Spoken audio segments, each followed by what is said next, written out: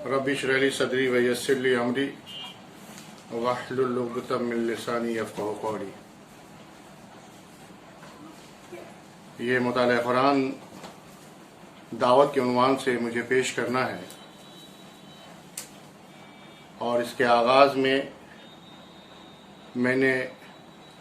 सूरह बकरा की 213 आयत नंबर का पहले मैं मतन पढ़ता हूँ, फिर उसके बाद तर्जमा और बाकी तफसीलात आपके सामने आएंगी। अऊज़ु बिल्लाहि मिनश शैतानिर रजीम, बिस्मिल्लाहिर रहमानिर रहीम। कान अन्नासु उम्मतन वाहिदा फबअसल्लाहु नबिय्यीन मुबश्शिरीन व मुनज़िरीन व अंज़ल मअहुमुल किताब बिल हक़्क़ि लियहकुमु बैनन नास फ़ीमा इख्तलफ़ू फ़ीह वमा इख्तलफ़ फ़ीहि इल्ला अल्लज़ीना ऊतूहु मिन बअदि मा जाअतहुमुल बय्यिनातु बग़यन बैनहुम फ़हदल्लाहु अल्लज़ीना आमनू लिमा इख्तलफ़ू फ़ीहि मिनल हक़्क़ि बिइज़्निहि वल्लाहु यहदी मन यशाअ इला सिरातिन मुस्तक़ीम। सदक़ल्लाहुल अलीयुल अज़ीम।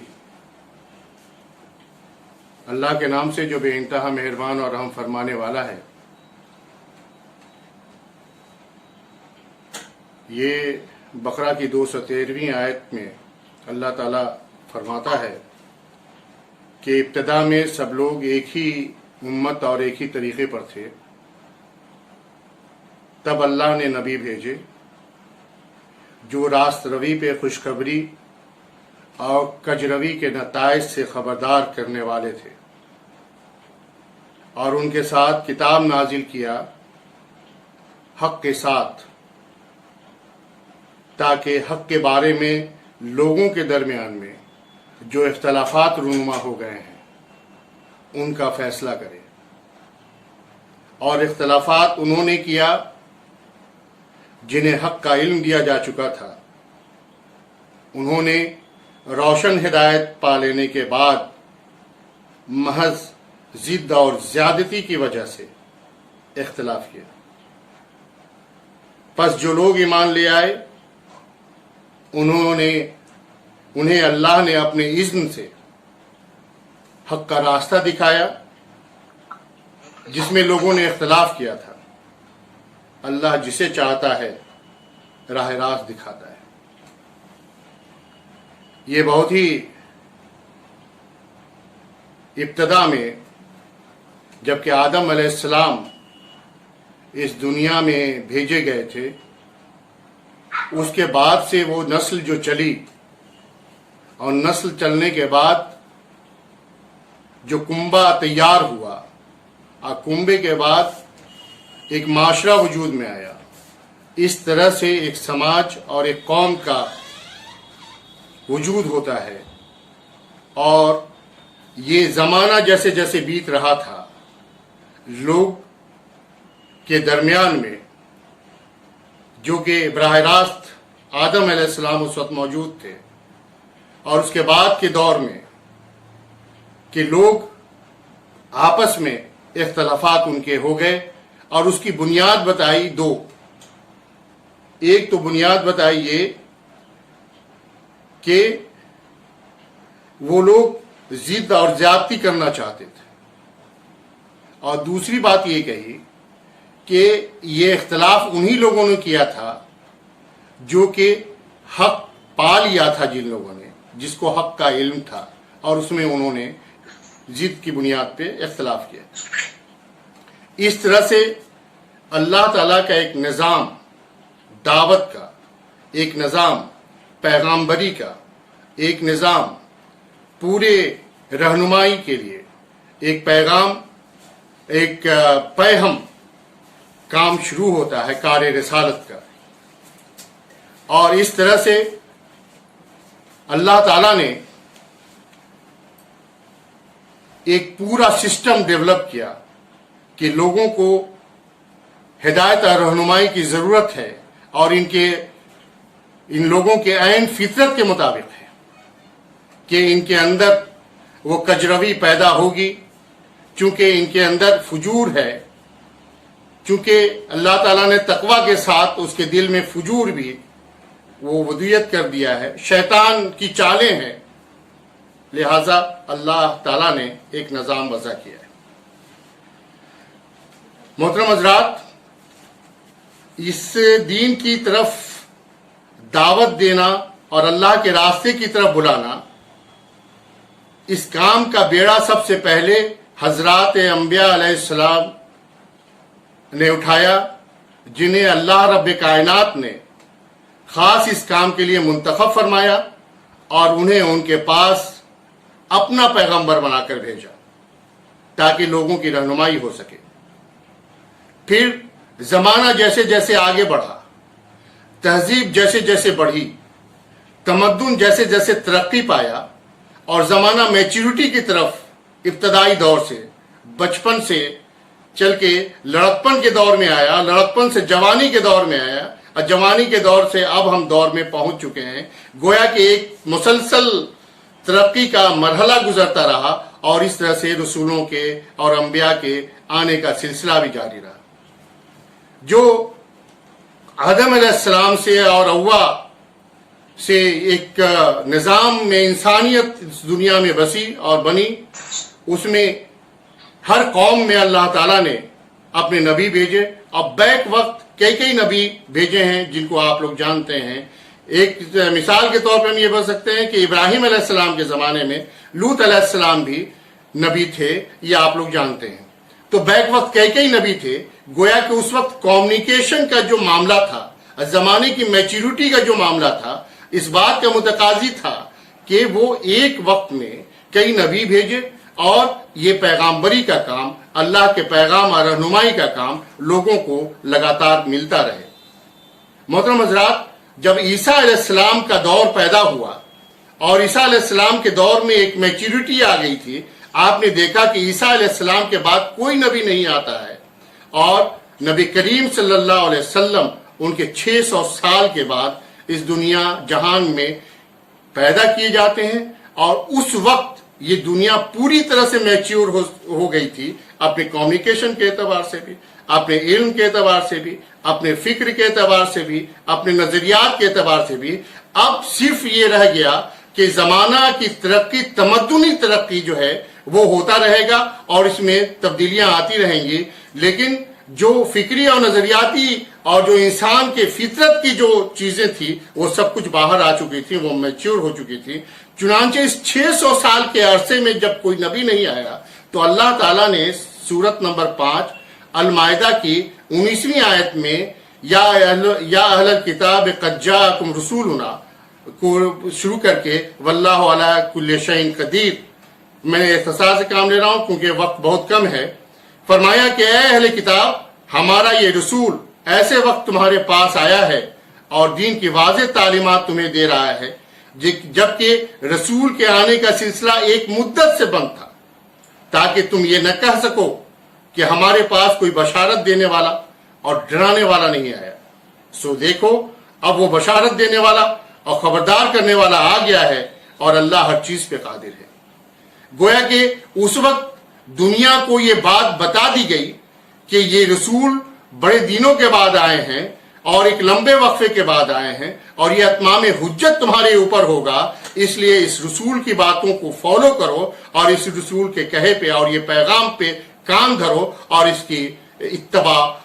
تم کرو۔ محترم حضرات، اس کے ساتھ ہی دنیا نے یہ بھی دیکھا کہ ان کے ورثہ یعنی نبی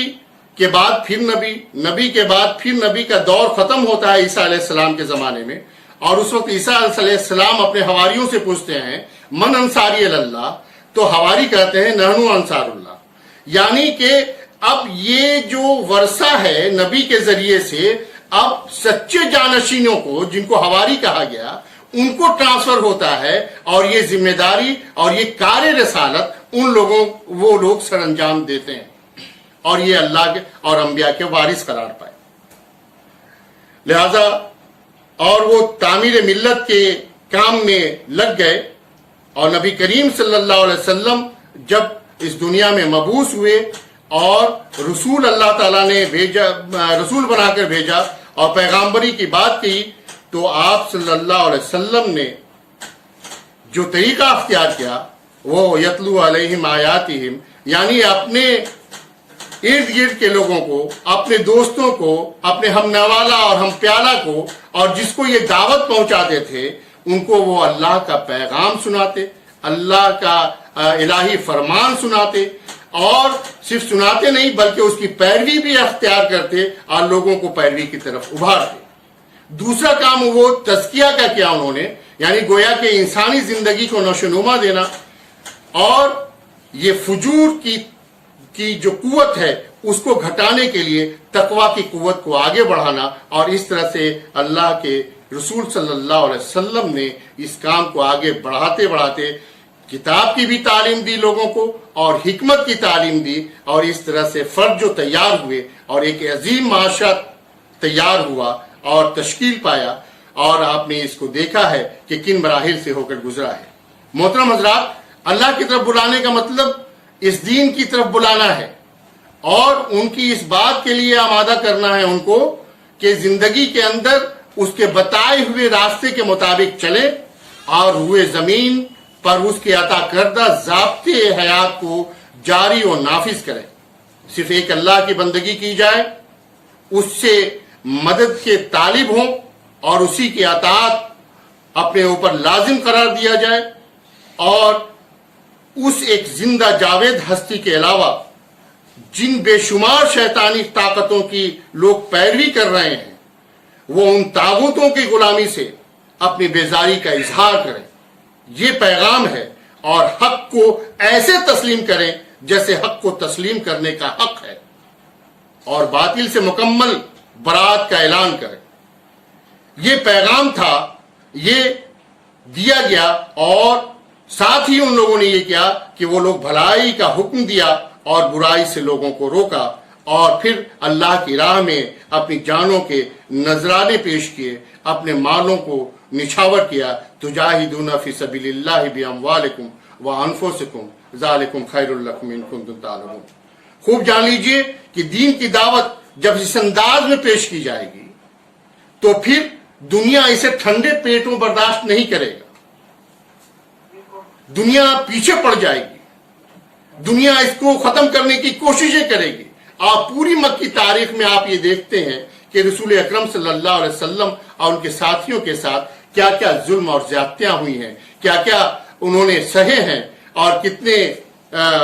جافشانی کے ساتھ شیب ابی طالب سے گزر کر، پتھر کھا کر، پھر ہجرت کر کے وہ مدینہ آتے ہیں، اور پھر ریاست کی تشکیل ہوتی ہے۔ یہ شہادت گہے الفت میں قدم رکھنا ہے۔ لوگ آسان سمجھتے ہیں مسلمان ہونا۔ محترم حضرات، کار دعوت کے ذمن میں انہیں اور اس سوسائٹی کو، اس گروہ کو ایسی ایمانی حلاوت نصیب ہوئی جس کے نشے میں سرشار ہو کر دیوانہ وار آتش نمرود میں کود پڑنے کو ہمہ جہت وہ تیار رہے۔ ایسے دائی کی حیثیت اس ڈائنمو جیسی ہے جو پورے تحریکی کارواں کو متحرک رکھتا ہے، جسے پورا قافلہ دعوت مہمیز حاصل کرتا ہے، اور یہ وہی ہے جس میں قرآن میں خوشخبری دی گئی کہ اللہ ان سے راضی ہوا۔ یہ قدم قدم بلائیں، یہ سواد کوئے جانا، وہ یہیں سے لوٹ جائے جنہیں زندگی ہو پیاری۔ محترم حضرات، اب اس مشن اسٹیٹمنٹ کی طرف آتے ہیں جو مشن نبی کریم صلی اللہ علیہ وسلم کو دیا گیا، اور وہ مشن اسٹیٹمنٹ سورہ ابراہیم کی پہلی آیت میں الف لام را کتاب انزلناہ الیک لتخرج الناس من الظلمات الی النور، یعنی الف لام را، اے محمد صلی اللہ علیہ وسلم، یہ ایک کتاب ہے جس کو ہم نے تمہاری طرف نازل کیا ہے تاکہ تم لوگوں کو تاریکیوں سے نکال کر روشنی میں لے آؤ۔ یعنی یہ من الظلمات الی النور یہ دنیا میں کرنے کا کام ہے، اور ظلمات سے جو چیز تعبیر کی جاتی ہے میں اسے بہت مختصراً میں آپ کے سامنے لگا کہ ظلمات سے زیادتی، غلط روش، نا انصافی، حق تلفی، حد سے تجاوز، صحیح چیز کو صحیح محل پہ سے ہٹا دینا، گھپ اندھیرا، نشان راہ کو گم کر جانا، گمراہی میں پڑ جانا، یہ تمام چیزیں ظلمات کے تحت آتی ہیں، اور ان تمام چیزوں سے لوگوں کو نکال کر، ظلم و زیادتی سے نکال کر انصاف اور عدل کی طرف لایا جائے. یہ جو ہے اصل یہ کار رسالت ہوا جس کو کہا اللہ تعالیٰ نے قم فانذر وربک فکبر، اٹھو اور خبردار کر دو اور اپنے رب کی بڑائی کا اعلان کر دو. یہ بڑائی کا اعلان کرنا امپورٹنٹ ہے. وہ خفیہ دعوت اور چھپی ہوئی دعوت دونوں میں فرق ہے. اب دنیا کو یہ معلوم ہو چکا ہے کہ دعوت اسلام کی شرک کے خلاف ہے اور وحدہ لا شریک کے حمایت میں ہے کہ یہ دنیا اور یہ دین کی جو پیروی اختیار کریں گے، جو دنیا کو لے کر چلیں گے، وہ در حقیقت وحدہ لا شریک کی ہوگی. وہی زندہ اور جاوید ہستی ہے. اور پھر آپ صلی اللہ علیہ وسلم کو ٹارگٹ دیا گیا اور ایک مشن دی گئی، اور وہ مشن یہ تھا اور ہدف یہ تھا. آپ کو بتایا گیا، سورہ صف میں بھی بتایا گیا، توبہ میں بھی بتایا گیا اور فتح میں بھی بتایا گیا، هو الذی ارسل رسولہ بالہدی ودین الحق لیظہرہ علی الدین کلہ ولو کرہ المشرکون. اور کہیں پہ فرمایا وکفی باللہ شہیدا، یہ سورہ فتح میں فرمایا گیا کہ اللہ کو، رسول اللہ صلی اللہ علیہ وسلم کو اللہ نے اس ہدایت اور دین حق کے ساتھ بھیجا، دعوتی اصول بتائے. ادعو الی سبیل ربک بالحکمۃ والموعظۃ الحسنہ وجادلہم باللتی ہی احسن. مطلب یہ کہ اے نبی صلی اللہ علیہ وسلم اپنے رب کی طرف دعوت دو، حکمت اور عمدہ نصیحت کے ساتھ، اور لوگوں سے مباحثہ کرو ایسے طریقے پہ جو بہترین ہو. یہ چیز جو ہے عام طور پہ ہم ایک سلسلے میں دیکھتے ہیں، لیکن ہم آپ کو یہ بتائیں کہ ہم آپ اس آیت کو 3 طبقات میں بٹے ہوئے دیکھتے ہیں. ایک طبقہ وہ ہے جس کو حکمت اور جس کو دلیل کی ضرورت پڑتی ہے. ہاتھو برہانکم کا جہاں لفظ استعمال کیا ہے، اگر تمہارے پاس کوئی دلیل ہے تو لاؤ. اور وہ عقل زیادہ استعمال کرتے ہیں، وہ دلیل کی بات سنتے ہیں. دلیل اگر صحیح ہوگا تو وہ قبول کریں گے، دلیل اگر غلط ہوگا تو وہ رد کر دیں گے. اس کے لیے بڑی حکمت کی ضرورت پڑتی ہے، اور کوئی حکیم ہی، کوئی اصل جو دائی ہوگا، جس کی نظر پورا وسیع ہوگا، وہی اس کام کو کر سکتا ہے. اور باقی باتیں تو ہم لوگ کرتے رہیں گے، اور مباحثہ کے لیے جو اچھے طریقے ہیں اس پہ بات ہوتی رہے گی. اور پھر اللہ تعالیٰ نے نبی کریم صلی اللہ علیہ وسلم کو یہ بتایا کہ تم گواہی دو، انذار کرو اور تبشیر کرو. ایک میں آیت سے پڑھ دوں، یا ایھا النبی انا ارسلناک شاہدا ومبشرا ونذیرا. اے نبی صلی اللہ علیہ وسلم، ہم نے آپ کو بھیجا ہے گواہ بنا کر، بشارت دینے والا اور ڈرانے والا، خبردار کرنے والا. وَدَاعِيًا إِلَى اللَّهِ بِإِذْنِهِ وَسِرَاجًا وَمُنِيرًا، اللہ کے اذن سے اللہ کی طرف دعوت دینے والا روشن چراغ. گویا کہ نبی کریم صلی اللہ علیہ وسلم کی یہ حیثیت بنا دی. ایک بہت اہم خوبی جس کی طرف اللہ تعالیٰ نے اشارہ کیا ہے لنت لہم سے، کہ گویا کہ آپ بڑے نرم خو تھے. اور اس کے بارے میں قرآن نے فرمایا سورہ عمران کے 159 آیت میں کہ اگر آپ نرم خو نہیں ہوتے اور آپ بدزبان اور سخت دل ہوتے تو یہ لوگ جو ہے آپ کے گرد سے چھٹ جاتے، یہ منتشر ہو جاتے. یہ بڑی کوالٹی ہے ایک دائی کی حیثیت سے اس کے نرم گفتاری کا. اور جب ہارون اور موسیٰ علیہ السلام کو یہ ذمہ داری دی گئی کہ تم جاؤ اور موسیٰ کو، فرعون کو پیغام پہنچا دو میرا، تو اس میں قولاً لینا کا لفظ گویا کہ بہت ہی نرمی سے، بہت ہی پیار سے ان کو اس بات کو سمجھانا. یہ موسیٰ علیہ السلام اور ہارون کو بھی ہدایت دی گئی. ایسی کئی آیتیں ہیں جن کی طرف آپ کو اشارہ دیا جا سکتا ہے، لیکن ابھی ہم نے یہ کیا.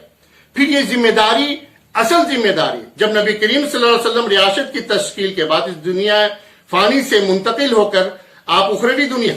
کے سفر پہ چلے جاتے ہیں، اس وقت بھی اور اس سے پہلے بھی اللہ تعالیٰ نے یہ ذمہ داری بذات خود اللہ نے ان کے وارثوں کو دیا. یعنی پہلے صحابہ کو، صحابہ کے بعد ان کے سچے جانشین کو. وَكَذَلِكَ جَعَلْنَاكُمْ أُمَّةً وَسْطًا لِتَكُونُوا شُهَدَاءَ عَلَى النَّاسِ وَيَكُونَ الرَّسُولُ عَلَيْكُمْ شَهِيدًا. گویا کہ ہم نے اس طرح تمہیں عادل امت بنایا ہے تاکہ تم لوگوں پہ گواہ ہو جاؤ اور رسول تم پر گواہ ہو جائے. اور وسط میں جو چیزیں ہوتی ہیں، جو درمیانی ہوتی ہیں، وہ بہترین امت ہوتی ہے، اور وہ بہترین امت کا یہاں پہ معاملہ بھی کیا گیا ہے. گویا کہ اس کو شہداء علی الناس، شہداء بالقسط، اس کے الفاظ سے دیا گیا اور باضابطے یہ ذمہ داری دی گئی. اور آخری میں یہ بات میں کہوں کہ وَلَتَكُن مِّنكُمْ أُمَّةٌ يَدْعُونَ إِلَى الْخَيْرِ وَيَأْمُرُونَ بِالْمَعْرُوفِ وَيَنْهَوْنَ عَنِ الْمُنكَرِ وَأُولَٰئِكَ هُمُ الْمُفْلِحُونَ. تم میں ایک جماعت ایسی ضرور ہونی چاہیے جو لوگوں کو بھلائی کی طرف بلائے. یہ ذمہ داری اور یہ فرض گویا کہ ایک طرح سے مسلمان مومن پہ یہ دے دیا گیا جو حامل قرآن ہیں، ان کو یہ ذمہ داری بتائی دی گئی. اور پھر یہ کہا کنتم خیر امۃ اخرجت للناس تأمرون بالمعروف وتنہون عن المنکر، کہ تم اب وہ بہترین امت ہو جو لوگوں کے لیے پیدا کیے گئی ہو، جو بھلائی کا حکم دیتے ہو، برائی سے روکتے ہو اور یوم آخر پہ ایمان رکھتے ہو. پھر کہیں پہ فرمایا یسارعون فی الخیرات واولئک من الصالحین. یہ فرمانے کے بعد یہ کہا کہ تم بھلائی کے کاموں میں جلدی کرتے ہو. یہ خصوصیت بتائی اللہ تعالیٰ نے. اس طرح سے یہ ذمہ داری مسلمانوں پہ عائد ہوتی ہے اور مسلمانوں کے اس گروہ پہ عائد ہوتی ہے جس کو اللہ تعالیٰ نے اپنے اوپر ذمہ لیا ہے. اور ساتھ ہی یہ بات بھی ذہن نشیں ہونی چاہیے کہ یہ اس راستے میں جو لوگ نکل پڑے ہیں وہ ان صلاتی و نسکی و محیائی و مماتی للہ رب العالمین، یعنی ہماری نمازیں اور ہمارے قربانیاں، یہ میرا جینا اور میرا مرنا سب کچھ اللہ کے لیے ہے اور اس کا کرنے والا سب سے پہلے میرا ہوا اول المسلمون. یہ جو لفظ استعمال کیا گیا کہ سب سے پہلے کرنے والا میں ہوں، تو اسی طرح سے یہ قربانی کو پیش کرنے والا اور جہاد پہ آگے بڑھنے والے کو سب سے پہلے اپنے آپ کو مخاطب کرنا ہوگا اور اس میدان میں کودنا ہوگا. تب تحریکی کارواں کو ہم آگے لے کر بڑھ سکیں گے. یہ مختصراً ہم نے آپ کے سامنے درس قرآن کے طور پر مطالعہ قرآن پیش کیا.